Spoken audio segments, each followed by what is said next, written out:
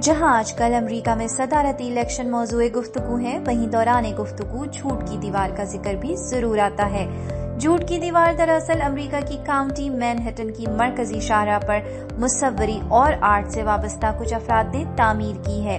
100 feet तवील इस दीवार पर सदर ट्रंप के आगाज इख्तिदार से अब तक किए गए 20,000 से ज्यादा झूठे दावे और हकीकत से आरी बयानात को रंगीन कागजों पर लिखकर दीवार पर चस्पा किया गया है। गो के गुज़श्ता दिनों ट्रंप के हामियों ने इस दीवार को नुकसान पहुंचाने की पूरी कोशिश की थी, लेकिन इसके बावजूद लोगों की बड़ी तादाद इस दीवार को देखने के लिए मुसलसल आ रही है। दिलचस्प बात यह है कि देखने वालों में ऐसे अपोजिशन लीडर, इदारों के सरबरा और ऐसे बिजनेसमैन भी शामिल हैं जिनके बारे में ट्रंप ने कभी कोई बात की हो जो कि गलत साबित हुई हो।